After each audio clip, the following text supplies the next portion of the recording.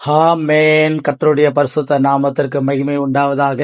ஆண்டவராக இயேசு கிறிஸ்துவின் விலையேற பெற்ற நாமத்தினாலே மீண்டுமாக உங்களை சந்திப்பதிலே மிக்க மகிழ்ச்சி அடைகிறோம்.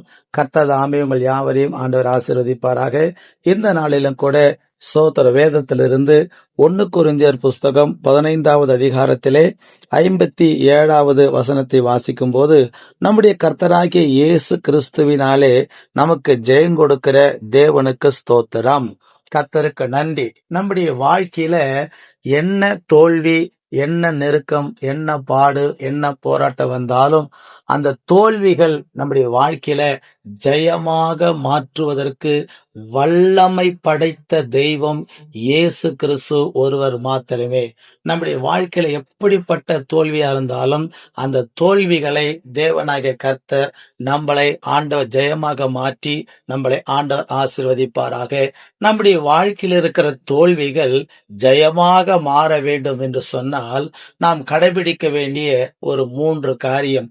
முதல் காரியம் என்ன காரியம் என்று சொன்னா, சங்கீதம் 39வது சங்கீதத்துல சோத்திரம் அந்த 7வது வசனத்தை நம்ம வாசிக்கும் போது அங்கே சொல்லப்பட்டிருக்கிறது, இப்பொழுதும் ஆண்டவரே நான் எதற்கு எதிர்பார்த்திருக்கிறேன், நீரே என் நம்பிக்கை.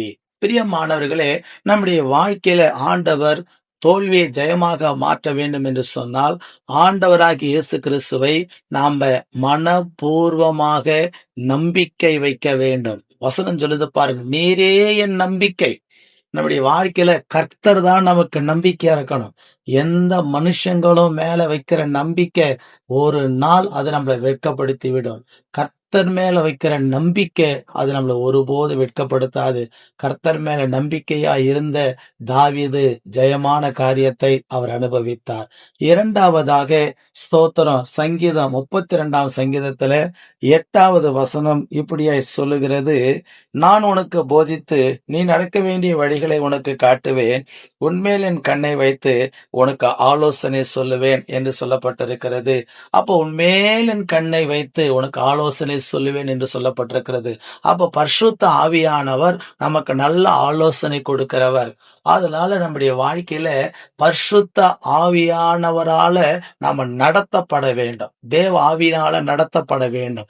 கர்த்தருடைய ஆவியினால நாம் நடத்தப்படும் போது அவர் நம்மளை என்ன படுத்துவாரு, தோல்விகளை ஜெயமாக மாற்றி கொடுப்பாரு.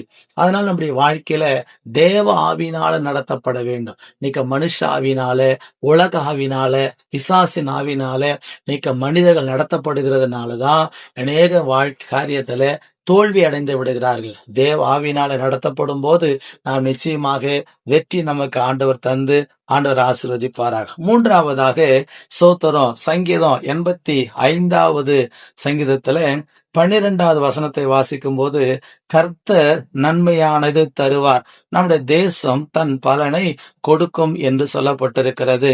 3வதாக நம்முடைய வாழ்க்கையில ஆசீர்வாதத்தை எதிர்பார்க்க வேண்டும். ஜெயத்தை எதிர்பார்க்க வேண்டும், எதிர்பார்த்து கொண்டிருக்க வேண்டும். அந்த ஜெயம் நம்முடைய வாழ்க்கையில கிடைக்க வரை போராட வேண்டும். சோத்திரம், போராடி நம்முடைய வாழ்க்கையில அந்த ஜெயத்துக்காக வைராக்கியமாக நிற்க வேண்டும்.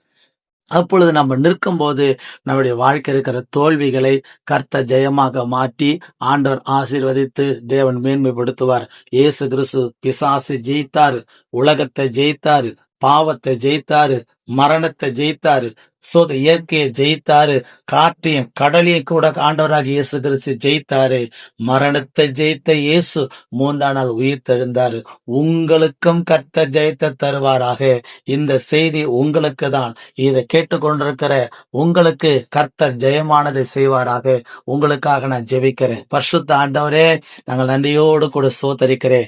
தோல்வி அடைஞ்சி ஆண்டவரே சோதரன், தேர்வுல தோல்வி ஆண்டவரே, வாழ்க்கையில தோல்வி, குடும்பத்துல தோல்வி, பிசினஸ்ல தோல்வி அடைஞ்சி தோல்வியோடு இருக்கிறவர்களுக்கு இப்பொழுதே ஒரு ஜெயமுள்ள அபிஷேகம் இறங்கட்டும் என்று நாங்கள் ஸ்தோத்தரிக்கிற ராஜா. அந்த தோல்விகளை ஏசப்பா ஜெயமாக உம்முடைய பிள்ளைகளுக்கு நீங்க மாற்றி தருவீராக என்று கூட ஸ்தோத்தரிக்கிறேன்.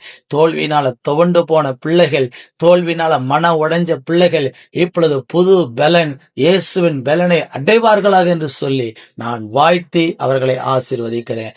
தேவ கிருபை தொடர்ந்து இவர்களோடு கூட இருப்பதாக ஆசீர்வதியும் பலப்படுத்தும். இயேசுவின் நாமத்தில் கேட்கிறோம் பிதாவே.